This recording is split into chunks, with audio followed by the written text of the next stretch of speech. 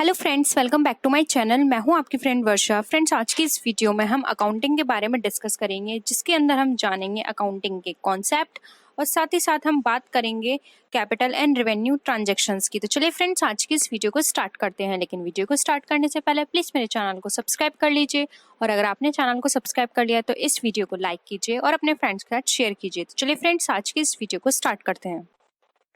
Accounting. Accounting is the art of recording, classifying, and summarizing in a significant manner and in terms of money, transaction and events which are in part at least of financial character and interpreting the result thereof. यानी कि account एक art है जिसके अंदर record, classifying और summarising ये सारी techniques को फॉलो किया जाता है, और साथ ही साथ इसमें सिर्फ उन ट्रांजैक्शंस को इंक्लूड किया जाता है जो कि मॉनेटरी एस्पेक्ट्स में हम उनको डिनोट कर सकते हैं या फिर एक्सप्रेस कर सकते हैं। इसके अंदर वो सारे इवेंट्स एंड ट्रांजैक्शंस आएंगे जो कि हमारे फाइनेंस से रिलेटेड हैं, और हमारे बिजनेस से रिलेटेड जो भी ट्रांजैक्शंस होंगे जो कि मनी में डिनोट करी गए हैं, वो सारे हमारे अकाउंटिंग का पार्ट होंगे। तो फ्रेंड्स, ये था एक मीनिंग। अब हम बात करते हैं बेसिक अकाउंटिंग कॉन्सेप्ट की। तो फर्स्ट आता है जो अकाउंटिंग का कॉन्सेप्ट है, वो है बिजनेस एंटिटी कॉन्सेप्ट। फ्रेंड्स, इस कॉन्सेप्ट के अंदर बिजनेस और जो बिजनेसमैन होता है उसको अलग रखा जाता है। यानी कि बिजनेस के रिलेटेड जो भी कॉन्ट्रैक्ट किए जाएंगे वो बिजनेस के नाम से किए जाएंगे। उसमें वो पर्सन जो उसका अकाउंटेंट होगा या जो उसका ओनर होगा, उस पर इसका कोई इफेक्ट नहीं पड़ेगा। जो भी अकाउंट ओपन किए जाएंगे वो बिजनेस के नाम से होंगे, एक कॉमन सील होगी बिजनेस के नाम से, और सारी चीजें बिजनेस के नाम से ही चलेंगी। तो यहाँ पे प्रोप्राइटर और बिजनेस दोनों की एक अलग सेपरेट एंटिटी होती है। नेक्स्ट हम बात करते हैं मनी मेजरमेंट कॉन्सेप्ट। फ्रेंड्स, अभी हमने मीनिंग में भी बात की थी कि इसमें सिर्फ वही ट्रांजैक्शंस को इंक्लूड किया जाता है जिसको हम मनी में एक्सप्रेस कर सकते हैं। मनी मेजरमेंट कॉन्सेप्ट में भी यही चीज बताई गई है कि यहाँ पर हम अकाउंटिंग में सिर्फ उन्हीं ट्रांजैक्शंस को या इवेंट्स को इंक्लूड करते हैं जो कि हमारे मॉनेटरी एस्पेक्ट में एक्सप्रेस किए जाते हैं। नॉन मॉनेटरी एस्पेक्ट से रिलेटेड चीजों को यहाँ इंक्लूड नहीं किया जाता है। नेक्स्ट आता है cost concept. Friends, cost concept का मतलब यहाँ पर ये है कि जो भी कॉस्ट हमने लगाई है अपने बिजनेस में, मशीन परचेस करने में, बिजनेस को सेटअप करने में, वो हमारी कॉस्ट कॉन्सेप्ट के अंदर आएगी और हम उसी कॉस्ट को इंक्लूड करेंगे। हम ये नहीं देखेंगे कि जो हमने कॉस्ट लगाई है और बाजार में उसकी जो कॉस्ट है, उन दोनों में से हमें कौन सी देखनी है। यहाँ पे बहुत ही क्लियर होगा, बाजार में उसकी जो भी कॉस्ट हो हमें उससे मतलब नहीं है। हमने अपने बिजनेस में जितने जो भी चीजें लगाई हैं, जैसा भी सेटअप किया है, उसमें जितनी कॉस्ट लगी है हमारे बिजनेस की, वो कॉस्ट कहलाई जाएगी। नेक्स्ट बात आती है गोइंग कंसर्न कॉन्सेप्ट की। तो गोइंग कंसर्न कॉन्सेप्ट के मतलब यहाँ पर यह है कि जब भी हम किसी बिजनेस को स्टार्ट करते हैं तो हम ये सोचकर स्टार्ट करते हैं कि ये बिजनेस हमारा बहुत लंबे टाइम तक रहेगा, क्योंकि हम ये सोच के बिजनेस को ओपन नहीं करते कि पर्टिकुलर पॉइंट ऑफ टाइम के बाद हम इस बिजनेस को बंद कर देंगे। तो बिजनेस एक हमारा गोइंग कंसर्न की तरह होता है। गोइंग कंसर्न कॉन्सेप्ट के अंदर यही चीज देखी जाती है कि हम अपने बिजनेस को बहुत लंबे टाइम तक कंटिन्यू रखेंगे, और इसमें जो जिस भी चीज की जरूरत होगी, जो भी नेसेसिटी होगी, हम इस पे एक्सपेंडिचर करेंगे और एक लंबे टाइम तक हम इस बिजनेस को कंटिन्यू करके एक बड़ा सा प्रॉफिट अर्न करेंगे। तो गोइंग कंसर्न कॉन्सेप्ट में हमें यही चीज डिफाइन की गई है। नेक्स्ट आता है हमारा dual aspect concept. Friends, dual aspect concept के अंदर हमें ये बताया गया है कि जो भी ट्रांजेक्शन हमारे बिजनेस में होंगे उसकी दो साइड होंगी। एक साइड होगी जिसको हम डेबिट साइड बोलते हैं, दूसरी साइड होगी जिसको हम क्रेडिट साइड बोलते हैं। फॉर एग्जाम्पल, अगर हमारे बिजनेस में असेट्स लगी है, तो यानी कि असेट्स जो भी हमने अपने बिजनेस में लगाई है, तो वो किसके इक्वल होनी चाहिए? वो इक्वल होनी चाहिए लाइबिलिटीज एंड कैपिटल के। और अगर हमने अपने बिजनेस में कोई भी कैपिटल लगाई है तो वो किसके बराबर होगी? वो बराबर होगी हमारी असेट्स एंड लाइबिलिटी के बराबर। तो यहाँ पर यही है कि जो भी हम अपने बिजनेस में ट्रांजेक्शन्स करेंगे उसका एक डेबिट साइड भी होगा और एक क्रेडिट साइड भी होगा। नेक्स्ट हम बात करते हैं रियलाइजेशन कॉन्सेप्ट की। तो फ्रेंड्स, रियलाइजेशन कॉन्सेप्ट के अंदर यहाँ पर ये है कि जो भी हमने हिस्टोरिकल रिकॉर्ड्स होंगे हमारे अकाउंटिंग से रिलेटेड, उससे हमें कुछ ना कुछ ऐसी वैल्यू जो होगी वो हमें रियलाइज हो रही होगी। तो यहाँ पर हम उसी कॉस्ट को यहाँ पे इंक्लूड करेंगे। जैसे कि हम किसी बिजनेस को स्टॉप करते हैं या फिर किसी भी बिजनेस को हम वाइंड अप करते हैं, तो उसको वाइंड अप करने के बाद हमें क्या रियलाइज हो रहा है। ठीक है, तो यहाँ पर हमें ये देखना होगा कि जो भी हम बिजनेस को अपने चलाएंगे, तो अगर हमारा बिजनेस कंटिन्यू है तो वहाँ पे हमें क्या रियलाइज होगा, वहाँ पे हमें जो भी हम सेल करेंगे उसके साथ ही साथ हमें प्रॉफिट रियलाइज होगा। तो रियलाइजेशन कॉन्सेप्ट में ये होता है कि हम जो भी काम कर रहे हैं बिजनेस में उससे हमें प्रॉफिट रियलाइज हो। एक्रुअल कॉन्सेप्ट के अंदर यहाँ पे हमें बताया गया है कि कोई भी ऐसे ट्रांजेक्शन्स या इवेंट्स हैं जो कि हमने कर तो दिए हैं लेकिन अभी तक उनका सेटल नहीं हो पाया है कैश, फिर भी हमें क्या है, अभी हमने काम करा है तो हमें पैसा तो मिलेगा ही। ठीक है, तो इसको हम अपने बिजनेस में इंक्लूड करेंगे, क्योंकि यहाँ पर क्या है कि हमने अभी अपनी सर्विस तो दे दी है। जैसे कि फॉर एग्जांपल जो क्रेडिट पे किसी भी प्रोडक्ट को हम सेल करते हैं, तो हमने सेल किया है तो हमें उसका मनी कभी ना कभी तो मिलेगा ही। तो यहाँ पे क्या कर दिया, जो हमने क्रेडिट सेल किया था उसको भी हम इंक्लूड करते हैं अपने ट्रेडिंग अकाउंट में। तो एक्रुअल कॉन्सेप्ट में हमें यही डिफाइन किया गया है।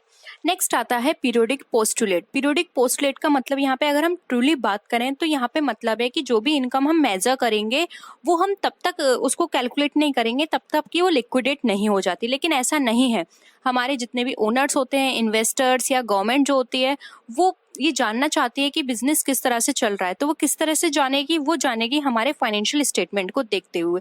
तो हम जब तक वेट नहीं कर सकते कि हम अपने बिजनेस को लिक्विडेट होने तक देखें।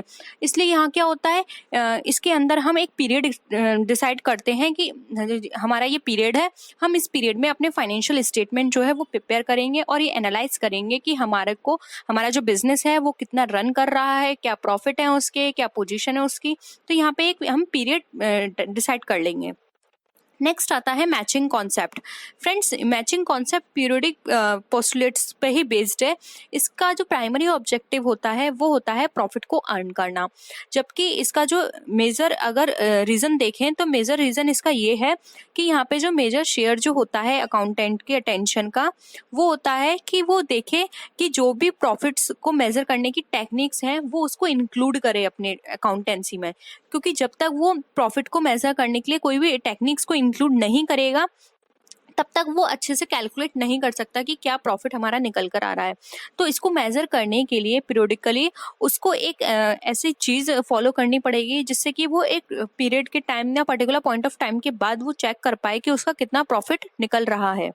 अब इस प्रॉफिट को किसी पर्टिकुलर पॉइंट ऑफ टाइम तक या पीरियड तक मैच करने के लिए उसको क्या देखना होगा, उसको देखना होगा कि जो भी कॉस्ट उसने लगाई थी उस पर्टिकुलर पीरियड में बिजनेस में, उसमें कितना रेवेन्यू निकल रहा है। यानी दोनों को उसे मैच करना होगा कि जो कॉस्ट है और जो रेवेन्यू है उन दोनों में कितना डिफरेंस है, वही डिफरेंस हमारा प्रॉफिट कहलाता है। तो यहाँ पे मैचिंग कॉन्सेप्ट में हमें कॉस्ट एंड रेवेन्यू को मैच करना होगा।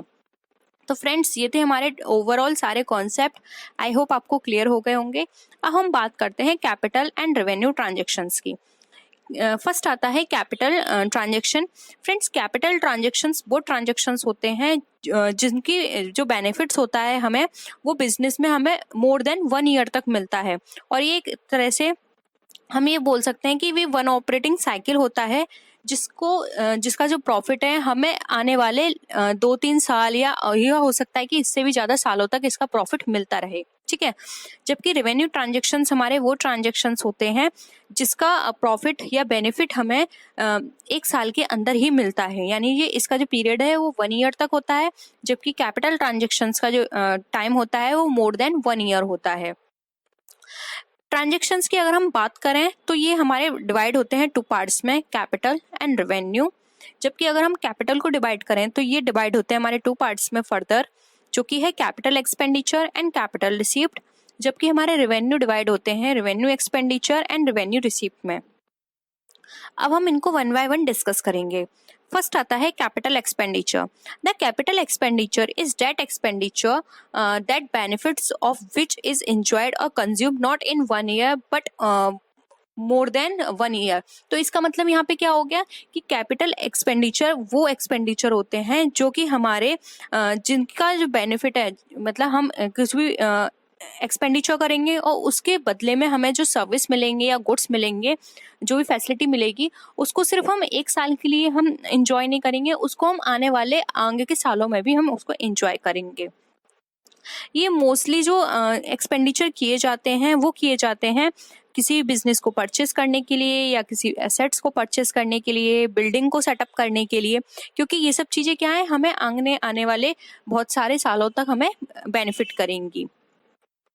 जैसे कि हमारा फिक्स एसेट्स परचेस करना, land, building, plant and machinery, furniture, और अगर हम अदर एग्जांपल्स की बात करें तो इसके अंदर हमारे किसी बिजनेस को एक्वायर करना, ब्रोकरेज देना किसी बिल्डिंग को खरीदने में, क्योंकि ये क्या है, ये बहुत ही लार्ज होते हैं और ये हमें आगे तक काम करेंगे। अगर हम और भी बात करें एग्जांपल्स की, तो इसमें जो कुछ एग्जांपल्स हैं जिनको हम वन बाय वन डिस्कस करेंगे, इसमें आता है कि हमने किसी भी असेट्स को इम्प्रूव कराया, उसमें एक्सटेंशन करवाया। फ्रेंड्स याद रखना, एक्सटेंशंस और इम्प्रूवमेंट में हमारे जो बिजनेस है या हमारा जो असेट्स है उसको बहुत हेल्प मिलती है, लेकिन अगर हम डेली रिपेयर की बात करें तो वो इससे बहुत डिफरेंट है, क्योंकि जब हम किसी बिजनेस में इम्प्रूवमेंट करवाते हैं या कुछ एक्सटेंशन करवाते हैं तो उसका जो हमें बेनिफिट मिलता है वो हमें बहुत टाइम तक मिलता है, जबकि ये छोटी मोटी रिपेयर होती हैं वो हमारी डेली होती हैं, तो वो उसको इसके अंदर इंक्लूड नहीं किया जाएगा। नेक्स्ट है, अगर किसी भी बिजनेस को में हम इंक्रीजमेंट कर रहे हैं या फिर किसी भी बिल्डिंग का एक पार्ट है उसको हम इंक्रीज करने वाले हैं, तो वो भी हमारा लॉन्ग टाइम के लिए होता है और कैपिटल एक्सपेंडिचर कहलाता है। साथ ही साथ हम किसी बिजनेस को कैरी कर रहे हैं या फिर किसी बिजनेस के राइट को परचेस कर रहे हैं, preliminary expenses, cost of patent, ये सब हमारे कैपिटल एक्सपेंडिचर में आते हैं, क्योंकि ये हमारे लॉन्ग टाइम तक काम करते हैं। कॉस्ट ऑफ पेटेंट हमारे लिए लॉन्ग टाइम तक रहता है। लीगल चार्जेस देना किसी बिजनेस को प्रोटेक्ट करने के लिए, अपनी असेट्स को प्रोटेक्ट करने के लिए, तो ये सारे चार्जेस हमारे कैपिटल एक्सपेंडिचर कहलाते हैं। अब हम बात करते हैं रेवेन्यू एक्सपेंडिचर की। रेवेन्यू एक्सपेंडिचर वो एक्सपेंडिचर होते हैं जो कि हमारे विद इन ईयर लिमिटेड होते हैं, कि वो तभी इनकर होंगे और उसका प्रॉफिट हमें विद इन ईयर तक ही मिलता है। फॉर एग्जांपल, जैसे कि डे टू डे बिजनेस को रन करने के लिए जो एक्सपेंसेस किए जाते हैं, जैसे कि wages, salary, rent, postage, insurance. Other बात करें तो अपने किसी भी बिजनेस रीसेल करना किसी भी गुड्स को, जैसे कि फॉर एग्जांपल किसी बिजनेस ने गुड्स परचेस किए और उसको रीसेल किया, तो ये भी हमारा रेवेन्यू एक्सपेंडिचर है। किसी बिजनेस असेट्स की रिपेयर कराना, बिल्डिंग की रिपेयर कराना, ये सारे हमारे रेवेन्यू एक्सपेंडिचर में आते हैं। फिक्स असेट्स की डेप्रिसिएशन निकालना, और किसी भी बिजनेस को रन करने के लिए हमने लोन लिया है तो उस पे जो इंटरेस्ट देते हैं, ये भी हमारा रेवेन्यू एक्सपेंडिचर कहलाता है। अब हम बात करते हैं अनदर एक्सपेंडिचर की, जो कि है हमारा deferred revenue expenditure. Friends, deferred revenue expenditure वो एक्सपेंडिचर होता है, ये हमारा रेवेन्यू एक्सपेंडिचर की तरह इंक्लूड किया जाता है, और ये जो एक्सपेंडिचर होते हैं ये वो एक्सपेंडिचर होते हैं जो कि बहुत लार्ज अमाउंट पे होते हैं, और इसको हम 2 या 3 साल के अंदर हम इसको राइट ऑफ करते हैं। जैसे कि discount allowed on issue of debenture and development expenditure on mines and millions, expenditure on an advertisement campaign और अ साइंटिफिक एक्सपेंडिचर। तो ये क्या होगा, ये कुछ एग्जांपल्स हैं। अब इनको हम राइट ऑफ 1 साल में नहीं करते, क्योंकि अगर हम इनको राइट ऑफ 1 साल के अंदर करेंगे तो हमारे बैलेंस शीट पे एक बहुत ही गलत इम्पैक्ट पड़ेगा। इसलिए हम क्या करते हैं, इसको 2 या 3 साल में हम इसको राइट ऑफ करते हैं, थोड़ा थोड़ा जो भी हमने प्रोपोर्शन लिया है उसके प्रोपोर्शन में। तो यहाँ पर ये हमारा रेवेन्यू एक्सपेंडिचर की तरह कंसिडर किया जाता है। अब हम बात करते हैं कैपिटल रिसीप्ट की।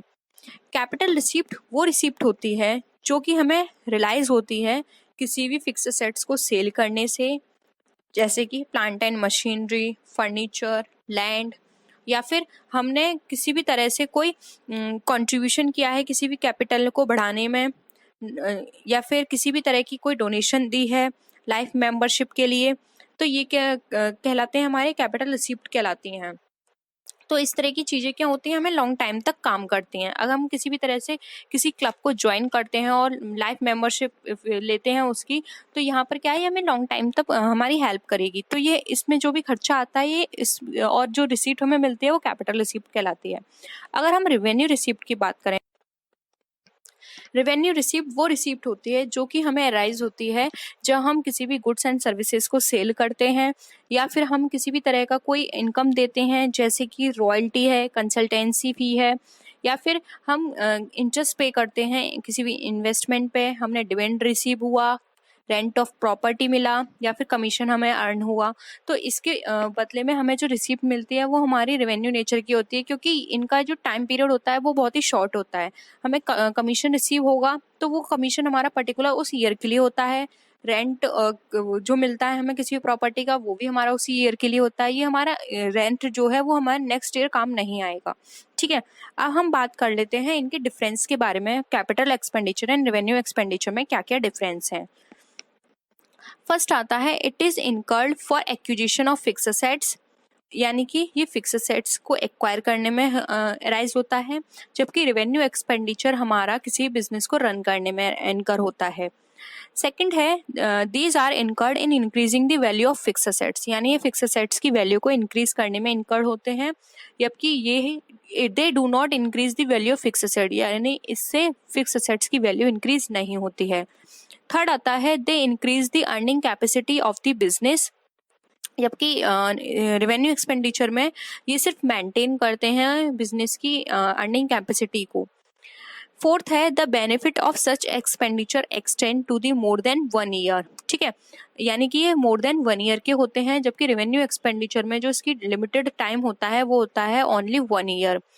नेक्स्ट है फिफ्थ पॉइंट, कैपिटल एक्सपेंडिचर जो एक्सपेंसेस होते हैं वो नॉन रिकरिंग नेचर होते हैं, जबकि हमारे रेवेन्यू एक्सपेंडिचर जो होते हैं वो हमारे रिकरिंग नेचर के होते हैं। हम कुछ प्रैक्टिस की बात कर लेते हैं। फर्स्ट है हमारा cost of air conditioning in the office of the general manager, यानी जनरल मैनेजर के ऑफिस में एयर कंडीशनिंग की कॉस्ट क्या है। तो फ्रेंड्स ये हमारा कैपिटल एक्सपेंडिचर का काम है। नेक्स्ट है cost of overhauling and painting a second hand truck newly purchased. तो फ्रेंड्स ये किस तरह का एक्सपेंसेस है। तो फ्रेंड्स ये जो एक्सपेंस है ये भी हमारा कैपिटल एक्सपेंडिचर है। नेक्स्ट है cost of the annual tax paid and annual insurance premium paid on the truck mentioned above, यानी कि जो ऊपर ट्रक की बात की गई थी उस पे हमने किसी भी तरह का टैक्स पे किया और इंश्योरेंस प्रीमियम पे किया। तो ये हमारा खर्चा किस तरह का खर्चा है। तो फ्रेंड्स अगर हमने प्रीमियम पे किया है तो ये हमारा रेवेन्यू नेचर का है, क्योंकि इसकी जो भी वैल्यू हमने इस पे स्पेंड की है इससे ट्रक की वैल्यू में ऐड नहीं किया जाएगा, और ये हमारा विद इन 1 ईयर के लिए ही है। नेक्स्ट आता है wages paid to workers for installation of machinery, यानी किसी भी मशीनरी को इंस्टॉल करने में हमने वर्कर्स को वेजेस दी। तो फ्रेंड्स इस तरह की जो चीज़ें होती हैं कैपिटल एक्सपेंडिचर में आती हैं, क्योंकि जब हमने उसको काम करवाया है तो उसके जो पैसे हैं वो मशीनरी के अमाउंट में ही इंक्लूड हो जाएंगे। नेक्स्ट आता है cost of making more exist in the cinema hall under orders of the government, यानी गवर्नमेंट के ऑर्डर के अंदर जो भी सिनेमा हॉल है उसमें एग्जिस्ट को ज़्यादा एग्जिस्ट बनाई गई। तो फ्रेंड्स इसका जो आंसर होगा बताइए क्या होगा इसका आंसर। इसका जो आंसर है वो ये है कि ये रेवेन्यू एक्सपेंडिचर का है, इसलिए कैपिटल एक्सपेंडिचर का नहीं है, क्योंकि इससे जो कैपेसिटी है हॉल की वो इंक्रीज नहीं होगी। अगर किसी भी काम से जो हॉल है वहाँ की कैपेसिटी इंक्रीज होती तो ये कैपिटल एक्सपेंडिचर का होता। नेक्स्ट है cost of redecorating a cinema hall, यानी कि सिनेमा हॉल को रीडेकोरेट किया गया। तो फ्रेंड्स ये सिनेमा हॉल को रीडेकोरेट किया गया है लेकिन कैपेसिटी पे कोई फर्क नहीं पड़ा है, इसलिए ये भी हमारा रेवेन्यू एक्सपेंडिचर का है। नेक्स्ट है cost of putting up a gallery in a theatre hall, theatre hall में एक गैलरी को पुट किया गया है यानी गैलरी बनाई गई है, तो ये किस तरह का खर्चा है। तो फ्रेंड्स ये हमारा कैपिटल एक्सपेंडिचर का खर्चा है, क्योंकि जब हमने गैलरी में बनाई है वहाँ पे तो वहाँ पे भी हमारे नंबर ऑफ सीट्स क्या हो जाएंगी इंक्रीज हो जाएंगी, तो ये हमारा कैपिटल एक्सपेंडिचर है। नेक्स्ट है cost of acquiring the goodwill of an old firm, यानी कि किसी ओल्ड फर्म की गुडविल को एक्वायर किया गया, तो ये किस तरह का खर्चा है। तो फ्रेंड्स ये कैपिटल एक्सपेंडिचर है, क्योंकि जब हमने किसी भी बिजनेस की गुडविल को एक्वायर किया है तो ये हमें आगे तक बेनिफिट करेगी। नेक्स्ट है cost of heavy advertisements for a new product and removal of works to a new and better site, यानी कि जो भी हमने हैवी एडवर्टाइजमेंट किया है न्यू प्रोडक्ट पर और उसके जो बेटर साइज है या फिर जो भी उसकी वर्किंग थी उसको हमने रिमूव कर दिया गया है, तो ये किस तरह की है खर्चा हमारा। तो फ्रेंड्स अगर हैवी है लेकिन यहाँ पे जो कैपिटल नेचर है इसका, यहाँ पे हमने किसी बिजनेस को न्यू को अक्वायर नहीं किया है, सिर्फ हमने उसको हैवी किया है, तो ये हमारा रेवेन्यू एक्सपेंडिचर है। तो फ्रेंड्स ये थे कुछ एग्जाम्पल्स। आई होप आपको पसंद आए होंगे। अगर आपको वीडियो पसंद आए तो प्लीज़ वीडियो को लाइक कीजिए और प्लीज़ अपने फ्रेंड्स के साथ इसको शेयर भी ज़रूर कीजिएगा। और नेक्स्ट वीडियो में हम फिर मिलेंगे और विच वीडियोज़ के साथ। तब तक के लिए बाय बाय।